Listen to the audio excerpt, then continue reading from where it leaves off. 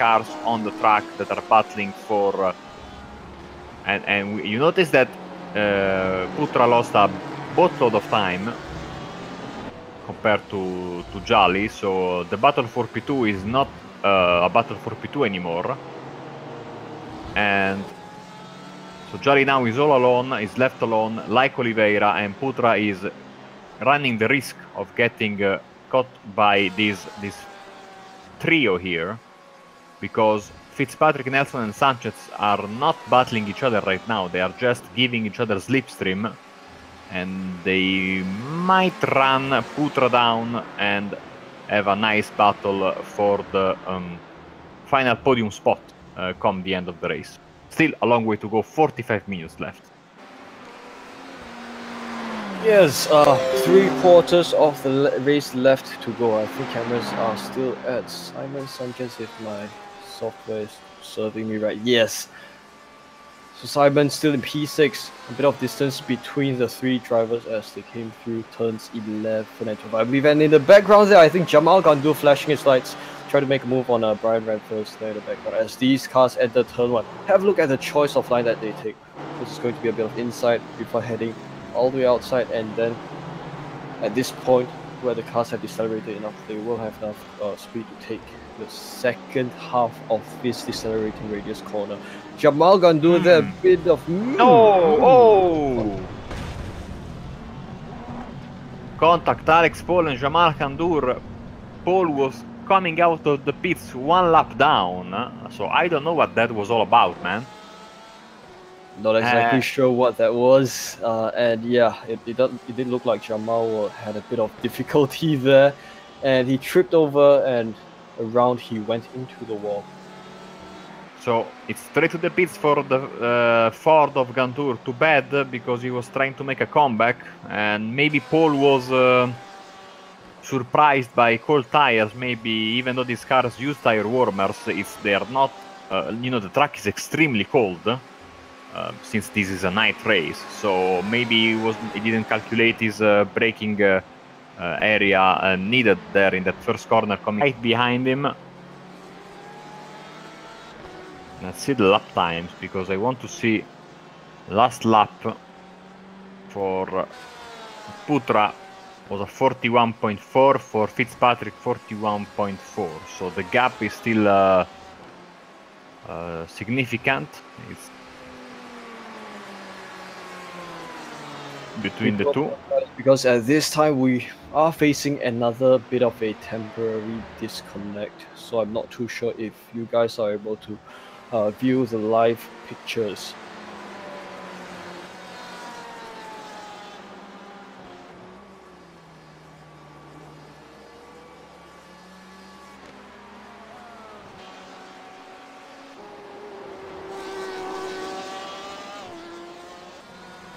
Cameras now over to Jocelyn Jolly. He currently sits in P2. I believe a fair distance, 6 seconds behind Lopez de Oliveira, who takes the race lead, and 6 seconds ahead of his teammate RB Putra. So I believe they've separated a fair bit as the race progressed earlier on. So just have a look at how Jolly takes this hairpin. Of course, this hairpin you have to take a certain line in order to optimize the exit, and now they come through to this corner. Of course, important to take the best line there, as he has just taken slightly out wide along the entry of that corner, but not too wide, and he's got himself a good exit speed to take this banked corner with all the momentum that he has.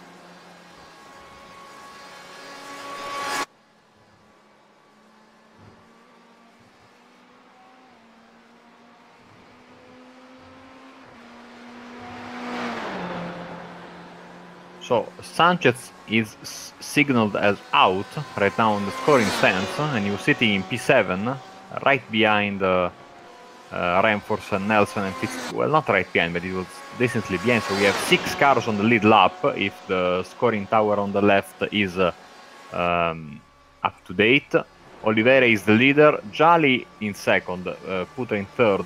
Fitzpatrick is not being able to close the gap to Putra in this early part of the race. But you know, the entrance to pit road is always tough here.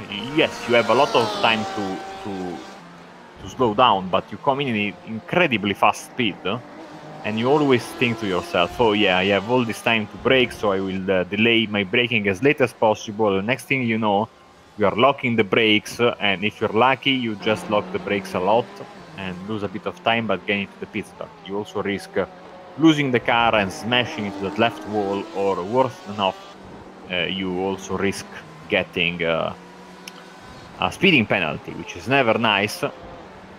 Going to cost you about 15 seconds, if I'm not mistaken. So it's going to be interesting to see the pits when they come, if there's going to be somebody who makes a mistake. And of course, we've seen, even in the past, some mistakes regarding the fuel they put in. And let's remember, the throttle stays open for a long time on this track, so it's imperative that you get the right amount of fuel in. And you also have to consider that if the leader takes the white flag in a weird moment, you risk having to do an extra lap. So better to put that extra lap of fuel in. If I was one of the drivers, I would certainly do that. So at the moment, Jasri Jali still sits in P2, and the gap between him and the race leader sits at just under 7 seconds, as cameras have moved to the race leader here. Bright yellow Macau Sim Team Ferrari 488 GTE of Lopez de Oliveira. And by the looks of things, I think we've only got 8 drivers who are still with us in this race. Of course, I think the other drivers who I think a couple more drivers who have disconnected. So it's only Sam Fitzpatrick, Albi Putra, Leonardo de Oliveira, Justin Jolly, Lachlan Crowe, Brian Ramphers, and Paul Nelson. These 7 drivers who still remain, unfortunately. So I guess a series of incidents earlier that have put some drivers off, unfortunately, and that leaves us with a smaller field to continue the night.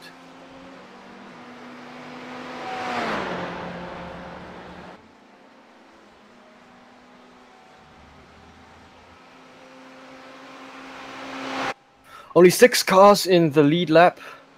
That is, of course, Lopez de Oliveira from first place down through to P6, Brian Ramphers. These 6 drivers in the lead lap.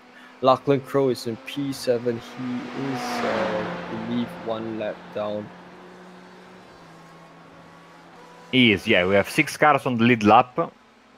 So Sam Fitzpatrick is looking to have a good result in the end in his debut race. Hopefully I'm not jinxing him. Here he is.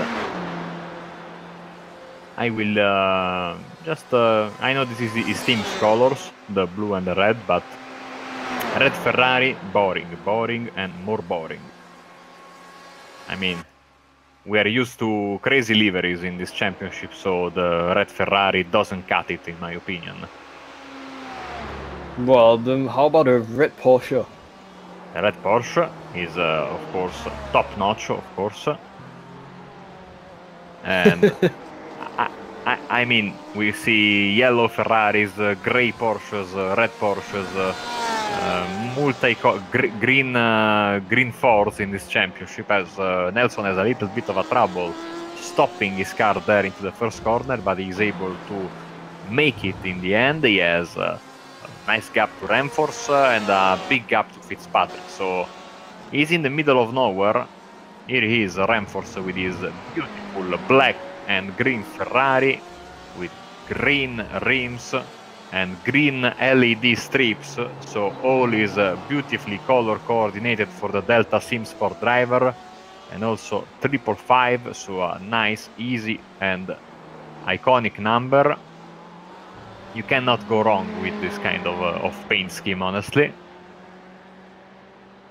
There's a classic black and bright lime green. Of course, that's a color choice of Monster Energy drink, and I would be mistaken that he carries that livery. No, it's not him, it is his Mike Bird at his teammate, I believe. So Brian Ramphers in P6, of course, last car in the lead lap. And I have a feeling that the race may become a little less eventful with just these handful of drivers still running. And it's amazing that we are having all these retirements on paper, the simplest track on the calendar. Like we said, it's just a few corners on the infield and the oval. But maybe because everybody was so bunched up in the beginning, that massive crash in the first lap, and then a couple of collisions here and there really compromised the race for some of these guys.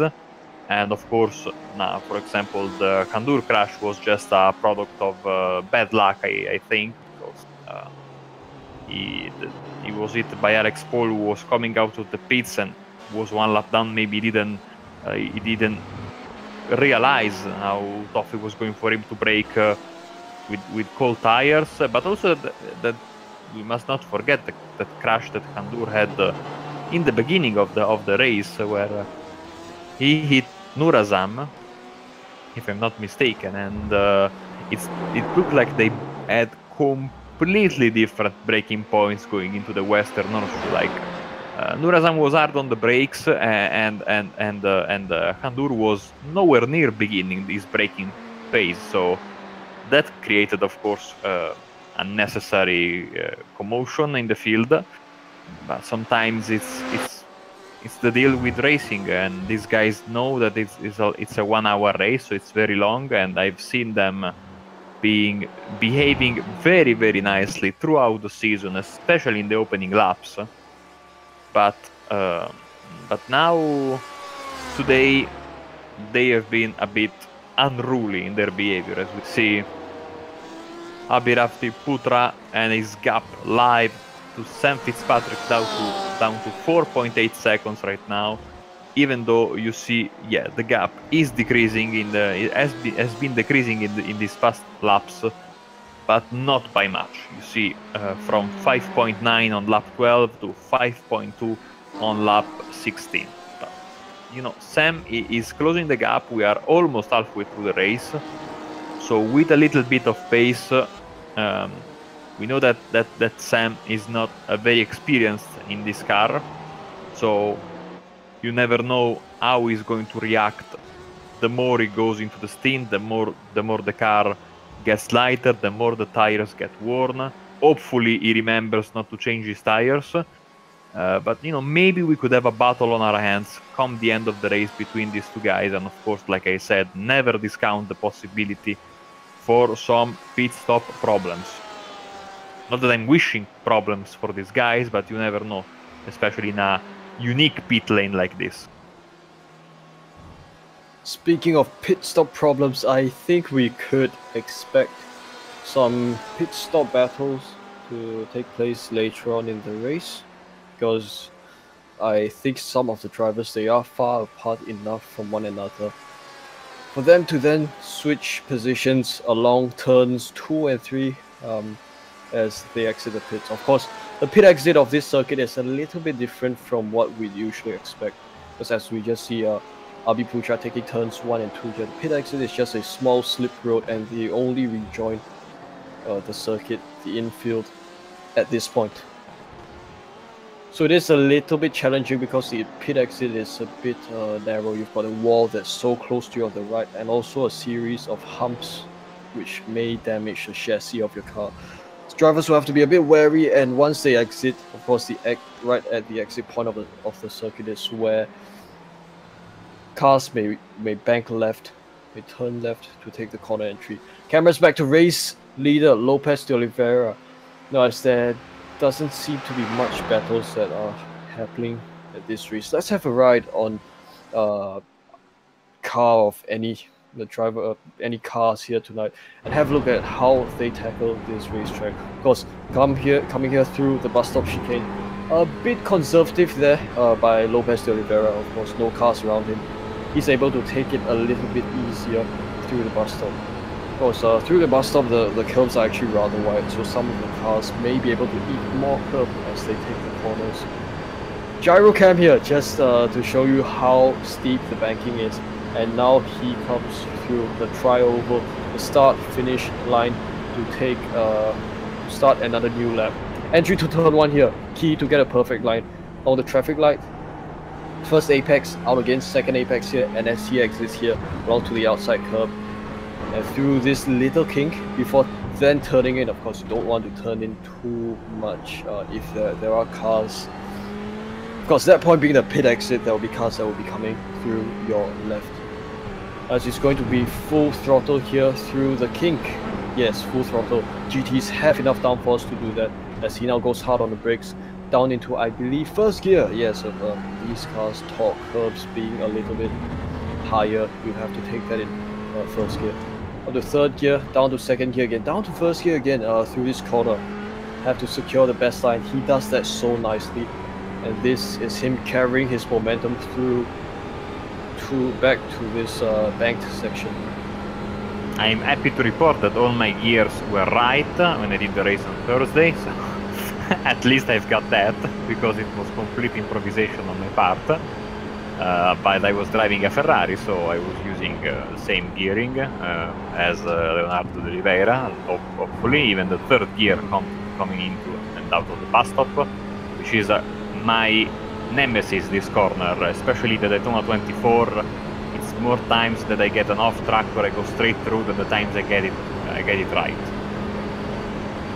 Tell me more, because at that corner, it's all about the line that you take and how much you're able to push your car through the bus stop section. Because you can't, if you take too little, you may end up with taking too much time. But if you cut too much, you get a black flag.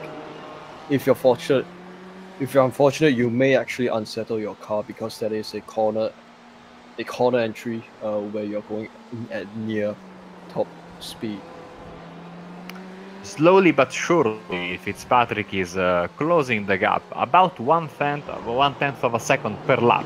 Not much, but laps here come and go pretty quickly, so it's not a huge deal. I mean, we have I think around 28 minutes left, so now the gap is down to 4.8. You see the lap 15 it was 5.6 seconds, so yeah, the gap is coming down slowly but surely between these two drivers, so it might be a close affair in the end. Sam, of course, doesn't need any mistake if he wants to go and grab that third place. With Putra, of course, will be pushing extra hard, because once you get the magic number, I think it's about around 1 second. Once you get in that area, get a slipstream from the car in front, and it's like having no gap, basically. So that's what I think Sam and Abby are thinking about right now. If they're keeping an eye on their relatives,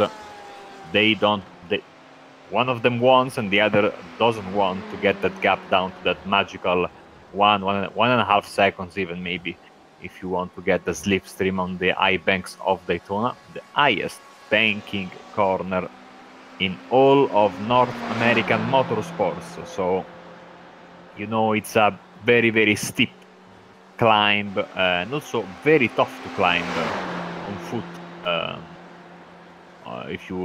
I never tried, but it's extremely iconic when you go there in real life. I've never been there, but I've been told that it's extremely iconic when you see the banking live for the first time, and you see exactly how much steep it is compared to the rest of the surrounding area.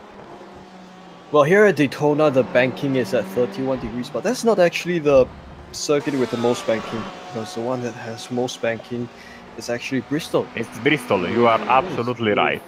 34 degrees, so that's just 3 degrees more. Because Bristol is another animal by itself. It's an extremely short circuit. I think 800 meters only.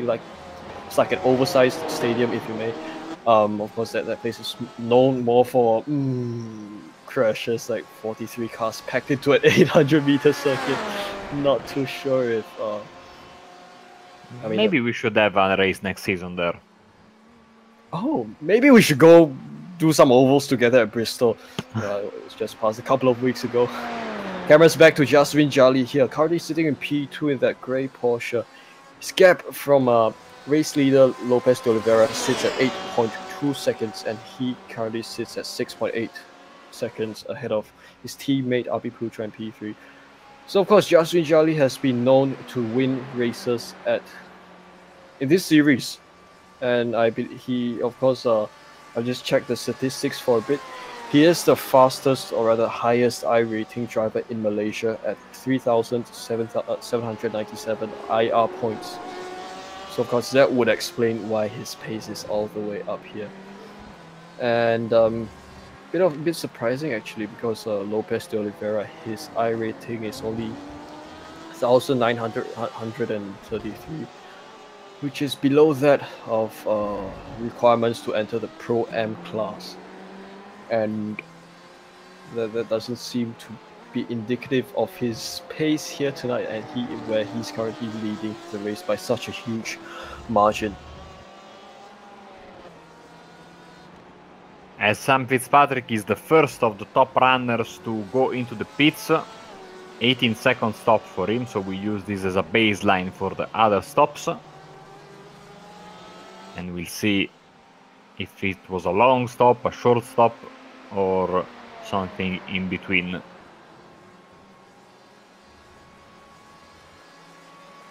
Absolutely, with I think just half an hour of racing to go, we're at around halfway point. So pit window is well open at this stage. Although we still have the cars of actually the top 5 drivers have yet to pit at the moment. Lopez de Oliveira, Jaswin Jali, Abhirafti Putra, Paul Nelson, and Brian Ramphers. These 5 drivers have yet to pit, but they should be making their pit entry rather soon.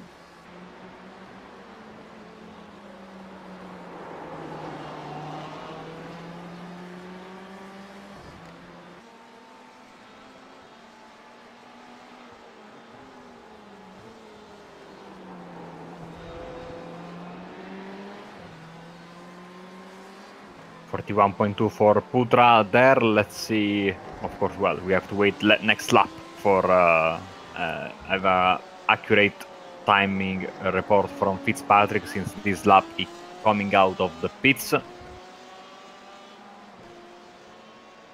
As Ramforce is in as well from P5, so he should give that position back to Fitzpatrick once his stop is completed. Here comes Fitzpatrick on the tri-oval, and he goes back to P5.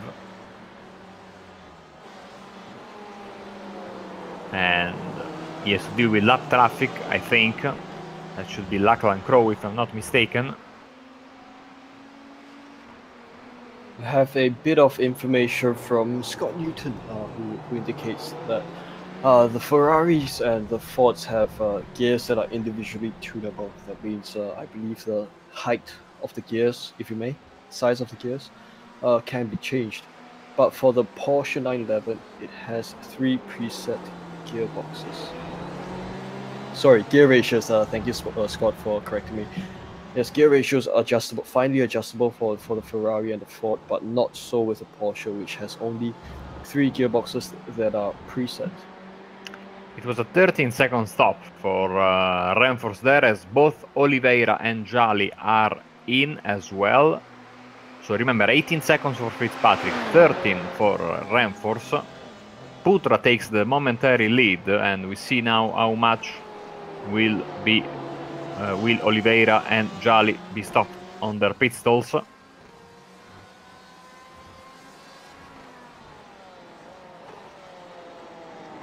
$15 seconds for Oliveira.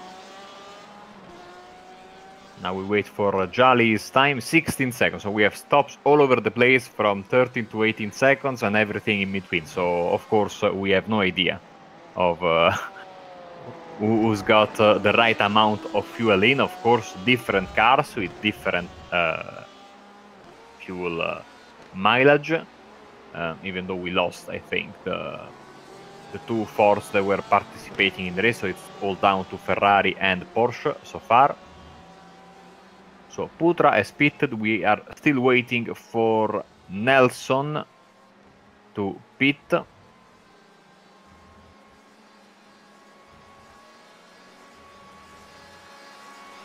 And of course, Putra. Yeah, sorry. 6 drivers are in the lead lap at the moment. with Lachlan Crow in P7. So that's 7 drivers who are still running here this race. I think Putra will head into the pits this time around. Let's see on the yellow line. No, he wants to take the. Oh yeah, he's in. Oh, he goes in. He goes in. Hard on the brakes. Little bit of a tire lockup there. You should avoid that as much as possible since you are not changing tires, but you can get away with that, of course, just a little bit. And he's in, and I think the Coca-Cola Porsche will follow him. So Leonardo Lopez de Oliveira back in the lead in lap 25 with 19 minutes left in the race, taking a very wide line through the first corner. Of course, we know he can take it easy. Going to be interesting to see the gap between Fitzpatrick and Putra. And I tell you what,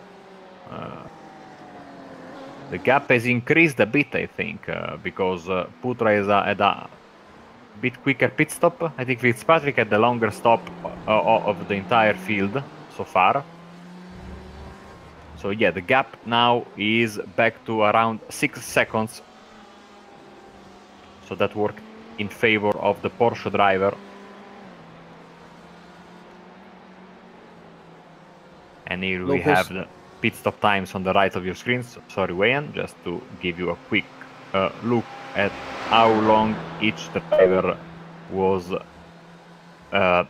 in pit lane, cone to cone, together with the time in the pit stall. And of course, you can see 41.3 for Fitzpatrick, 40.5 for Putra. So he gained quite a bit there, Putra, in stop. Fitzpatrick clearly at the longest stop of the bunch. Ramforce by far the shortest, so we'll keep an eye on the guy in number 6 because he might be short on fuel come the end of the race. Lopez de Oliveira still in the race lead. It's great to see that he's fighting so hard up here. So of course, I think he lost his lead briefly to Abhi Putra when he took his pit lane just now, but right now he's back out to the race lead. He sits 8.5 seconds ahead of Abhi Putra and of Jaswin Charlie, and Charlie sits also around 8 seconds ahead of his teammate Abhi Putra, takes P3.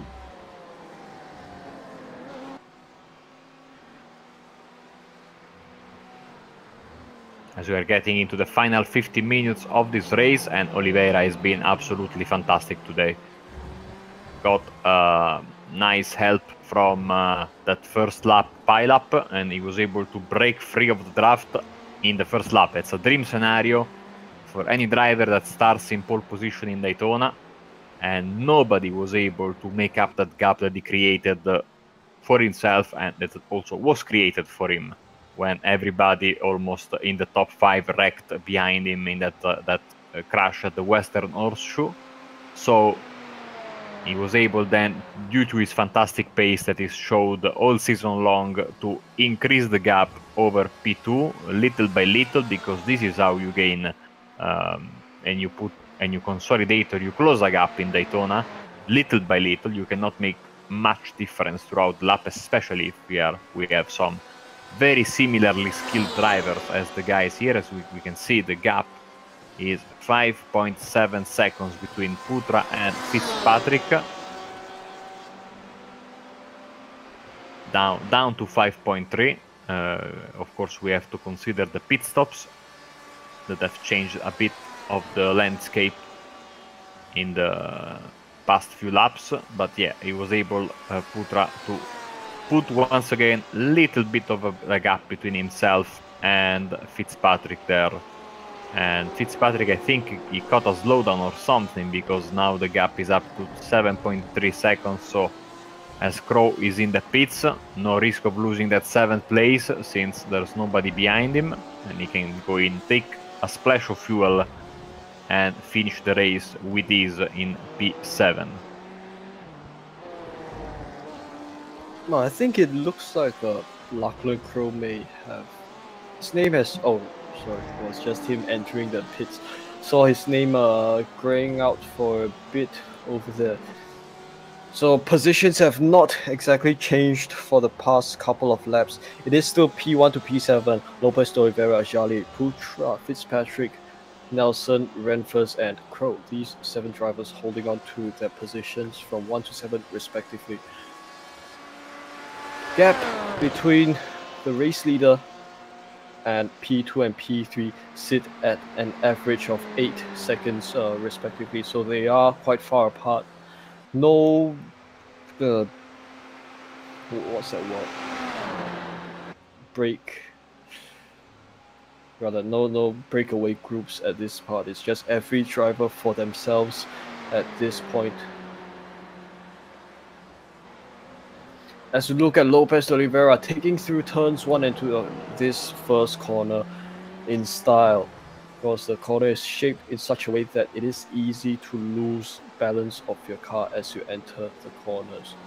Round the hairpin he comes, because as he takes the exit, takes a rather wide exit, because at that corner you want to take a wide exit in order to optimize your exit speed as he goes full throttle over the kink at this section and up to this hairpin.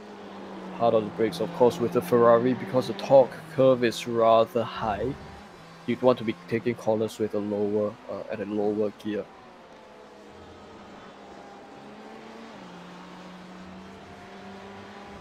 Usually during the longer races, this entire section, especially the beginning of the apron after you come out of the infield section, gets completely covered by sand. It looks like a proper beach. And you could put there your nice little reclining seat and go in for a sunbathe, but of course it's night, so it wouldn't really work.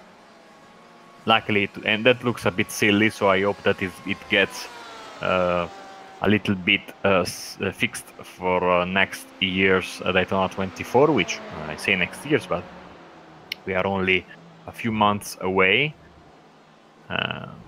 Time flies. Time absolutely flies, and yesterday, I don't know if you saw the sneak. Well, it was today for you, of course. Today, the video that came out celebrating 10 years of iRacing. That's amazing stuff. Of course, at the very end, we had a nice, unexpected teaser of the day-night cycle, and the rumors are intensifying that it might come out in time for the big event at Daytona in late January, as Sam Fitzpatrick takes the scenic route through the first corner there through the S's and cuts like half the grass, and the groundskeeper will not be happy. It would be a fantastic addition, of course, racing in the night at Daytona. Actually, one of the tracks they showed in that little preview sneak peek was Daytona. This part here in particular, where you can see the big wheel there in the day and night, and getting all lit up. So honestly, I absolutely cannot wait to get it going. It's going to be a fantastic addition, even though it's going to be used rarely. I mean, not rarely, but a few times per year. It's also going to be nice to see how the dynamic weather with the new clouds, and the sky can go from sunny to darker to like proper overcast in a realistic way. So maybe during a very quick skip barber race it won't affect much, but just in a race like this, 1 hour race, halfway through the race you could get the sky go overcast and completely change the track temperature and the way these guys have to approach the racing track. So big things on the horizon for iRacing. We know that in a couple of weeks there's going to be the September build, and it's going to be a bit subdued, and that is because, due to the speculation running wild, the December build is going to be one for the ages. So I honestly cannot wait. Sounds about right, because by then not have enough time to race. But yes, it is great to see how far iRacing has come over the years, celebrating the 10th anniversary this year. I joined iRacing back in end of 2012 and became active at the start of 2013. So that has been five years of membership here on iRacing for me. So probably about halfway. And I think I still remember back then when the content was still very much limited to North American content. And it was only afterwards that more European content and cars here and there that started to fill up the iRacing's roster of cars and tracks. Of course, that added so much more flavor, especially for us road racers here on iRacing.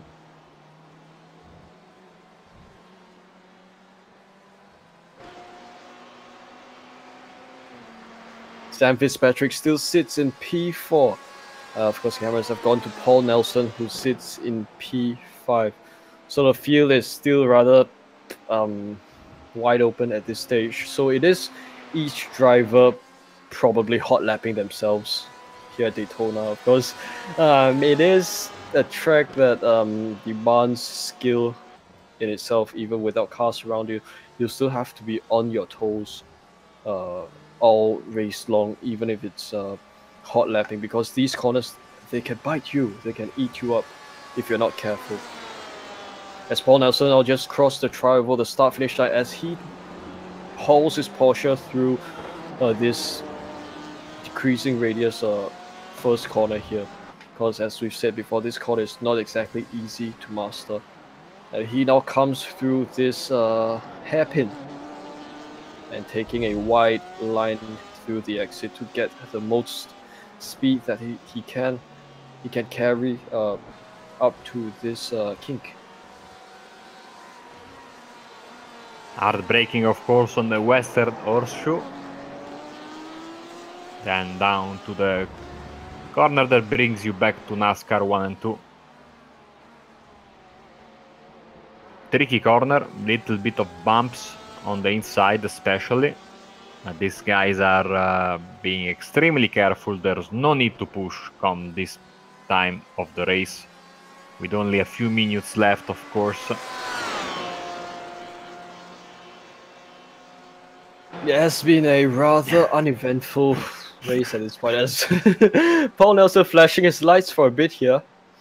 Towards no one in particular, just to the fans maybe, or to us, I don't know. Probably, maybe he's got his stream playing, rolling on his side or something along his side. And yeah, flashing again, I think he's probably bored that there's no one to play with. I mean, these drivers are all in hot lapping mode at this point.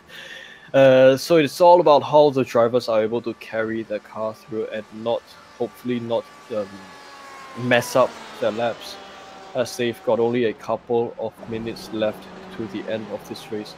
Because just a special shout out to the guys who made this race possible.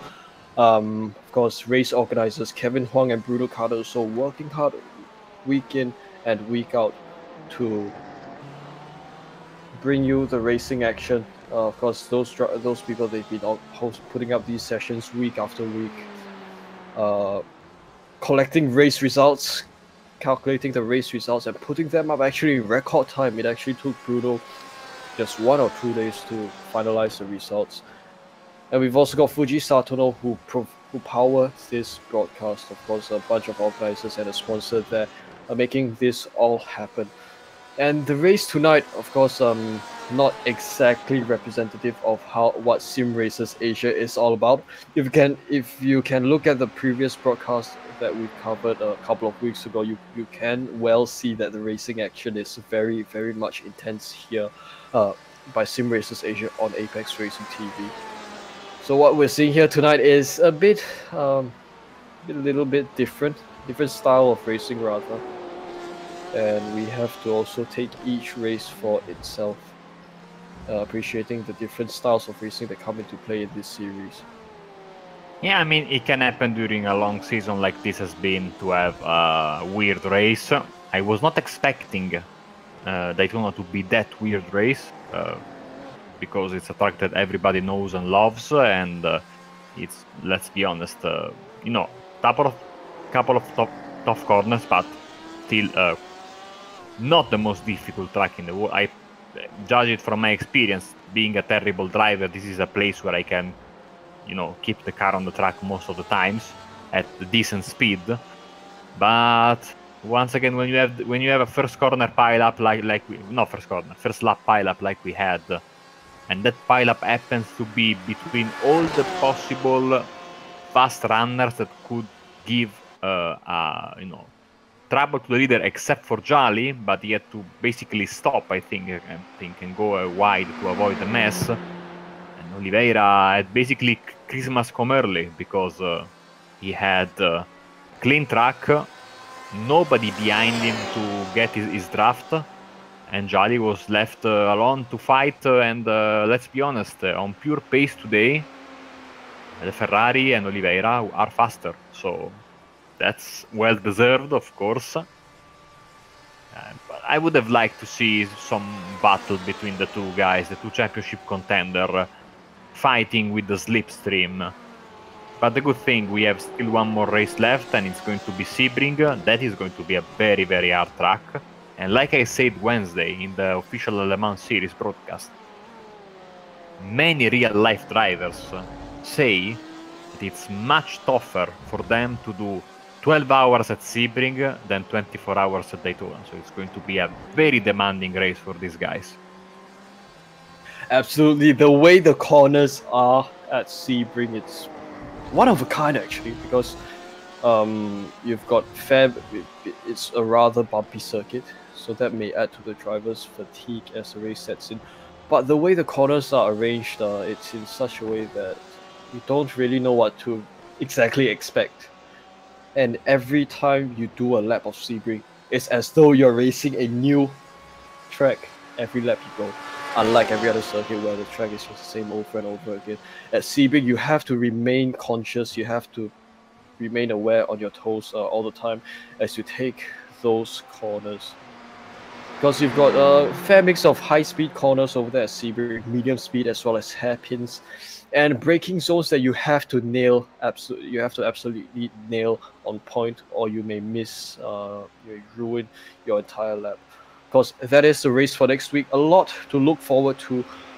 We did look forward to racing here at Daytona, but unfortunately that had not been as eventful as we would have anticipated for here tonight at Daytona. So we have two laps to go. Thank you, Scott. And so this lap and another one for Leonardo Lopez de Oliveira, trying to keep his championship hope alive. We will have to wait for the post-race calculations and of course the drop weeks, which will come into effect going into the final race of the season, when we will have a clearer picture of what's going on. But championship seems to be heading towards Jaiserin Jali, even though we will have to wait, like I said, a bit to give you the official results, and we will crown officially a champion next week. So no need to get ahead of ourselves, as Oliveira goes through the bus stop for the penultimate time. It has been a spotless drive from the Macau Sim Racing driver. Got a bit of help, but then you have to do the rest, and he did the rest. He put the gas pedal down, and he absolutely conquered everyone. As we see, I think it's going to be one more lap to go. Exactly. White flag in the air. Oliveira, Jali, Putra, Fitzpatrick, Nelson, and Ramforce. These are the 6 guys on the lead lap. Crow is 3 laps down, and also he is shown in perennial red status, so I think he is parked somewhere along the track. As Fitzpatrick puts in a very good lap, 41.5, 42.1 for Putra, so nice gain there as Crow is in the pits. But of course, it's too little too late for Sam Fitzpatrick, even though a great debut. He was involved in that first corner pile-up, but he was able to escape with no damage. And made his way through the field nicely up until P4. Then his pace difference with Putra was not big enough to allow him to close that gap, but still a very, very good debut for him, and we hopefully will have him again for the season finale in Sebring as Leonardo Lopez de Oliveira completing the bus stop for the final time, and I will leave you, Wei Han, with the final call. Amazing drive by Lopez de Oliveira here. Thank you so much, Marco, for handing it over to me. Amazing performance by de Oliveira all race long tonight. Took advantage of the first lap incident, and he is now coming over the start-finish line for the final time. Great racing by him all race long, all season long. In fact, he's been up front fighting it hard all the way in his first win with the sound of fireworks in the background. And I think this is going to be the best fireworks for Lopez de Oliveira, as he's got his first win here at Sim Racers Asia Round 9. He wins here at Daytona. Jaswin Jali down there in P2. He also comes home. He comes home in second, and his teammate should also come home in P3.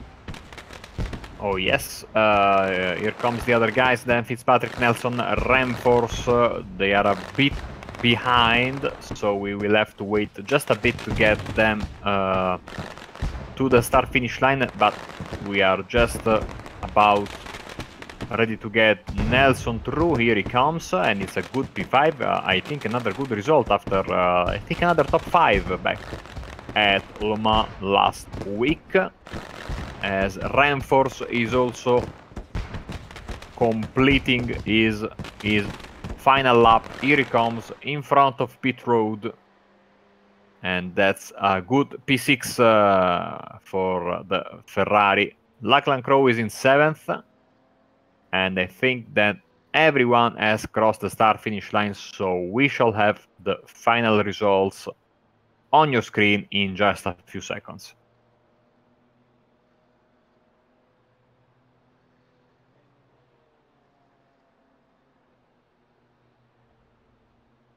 Waiting for the session to switch over, as we see, of course, Oliveira taking in his cool-down lap, celebrating, enjoying the fireworks. It's going to be a day race at Sebring, sadly, so no fireworks to end the championship. But you cannot have everything in life, so we will settle for a day race, as the final results are on the screen for you, Wei Han. Fantastic stuff. Of course, the race results for tonight. Lopez de Oliveira, first win of the season here at Sim Racers Asia GTE Series. He wins here at Daytona Round 9. And his friend Jaswin Jali in P2 comes home in second, 8 seconds behind Lopez de Oliveira, actually. His teammate there in P3, and Sam Fitzpatrick, that's our colleague here at Apex Racing TV. Great debut by him. He comes home in P4. Paul Nelson and Brian Ramforce, they come home in P5 and P6 respectively. They round out the drivers in your lead lap. Lachlan Crow finishes in P7, and he's the last of the finishers here in this session who have connected. Because the drivers who've unfortunately dropped out of this race due to internet issues or due to incidents here and there. Simon Sanchez, Alex Pope, Jamal Gandour, Ahmad Nourazam, Mike Burdett, and Kevin Huang, they take P8 to P13 respectively. So that's the final results from Daytona, and we will wait if we have an interview. And of course we have an interview. How could he not come for an interview? Of course, it's Sam Fitzpatrick. So a good debut in P4. Sam, give us your perspective on that first lap chaos. Seems I thought you were absolutely damaged there, but in reality you just lost a lot of time, but were able to keep a clean car and make a nice comeback. What happened there? Yeah, so it was a decent kind of launch, and it was nearly 3 wide going into turn. Unfortunately, the Porsche just behind me kind of pulled out of it. And then we were side by side, I think, with another Porsche through the first few corners, and then yeah, of course, the horseshoe, whatever that corner is called. Yeah, I looked at it on the replay, and yeah, contact just ahead. I went to the outside. It was really clumsy to go to the outside there. I kind of just like locked a brake because of, first lap, heavy fuel, maybe a bit cold tire. So I went to the outside, kind of not deliberately, and kind of got myself in a bit of a pickle there. But I was just concentrated once I saw everyone stopping ahead, just slam on the brakes, don't get any damage around here because it'll cost you so much time. That was probably a wise decision. Then later on in the lap, I got a slow down, so I lost 4 seconds there. So I was a bit annoyed with that, but I can't regret it too much, I guess, and got away without any damage, unlike the others. So yeah, can't complain too much. Are you planning to race on Sebring next week? And even if you're not, just give us a thought on a completely different track that is going to be much, much more tougher on the drivers and on the cars compared to this Daytona one. Yeah, I think so. Yeah, Sebring, I think I'll do that. I'm just learning this car really for DGFX coming up in a couple of months' time. So I'm just learning the Ferrari once again. And I was just really happy with the car today. Like, it was incredible how evenly matched us four were. We were talking on the chat, have a safety car, because it was so close between us. Like, you look at the gap now, at the end of the race compared to like lap 5 or whatever once we got into those positions, and it's pretty much identical. We were all pushing really hard, I think, and we were all super evenly matched. So if we can get that Sebring and we don't have a lap 1 crash, it could be an awesome race. So Sam, that was once again a nice debut. I think we should let you go because we need to get that plane for Indianapolis. But before we let you go, is there anybody you'd like to thank? Yes, I am looking forward to that. Certainly tune in for the team stream. I think it's at like 5 past the hour, so certainly tune in for that. Thanks to Fitstyle Motorsport, and thanks to Demon Tweets. They're like our partners, kind of. So yeah, thanks to those guys, and also a little bit of promotion for the Radical League that we're running during week 13. I think it's like the 8th of September. It's that Saturday anyway, and yeah, it's 3 races in the Radical at Imola. And it should be really good fun. Fixed setup as well. And to find more information on that, go to our Facebook page. Okay, thank you, Sam, and we will catch you in just a few minutes from Indianapolis. Yep, see you then.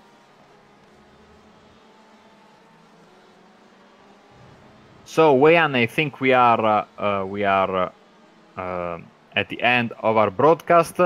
Too bad for that crash because, like Sam said, it was going to be a very close battle between the guys in front, but sadly, with no slipstreaming, the lap times were so similar, nothing really happened in the front. The first few laps were very, very exciting, especially Sam making the comeback. I'm certain that the show will be 100 times better at Sebring, like we've been used to in the rest of the season this year in the SRA GTE Series. Absolutely, a race that I'm not too sure if drivers want to remember or forget. Of course, a race for Lopez, for Leonardo to remember, but for some of the other drivers, it would be a race to forget. Good point there. Next week's race at Sebring, the season finale. Do join us. Same time, same day next weekend. It's going to be much more exciting. I think we can promise you guys on that. So not too sure if there are any more interviews that may be coming. I'm not too sure if the race winner if he's interested in joining us for an interview tonight.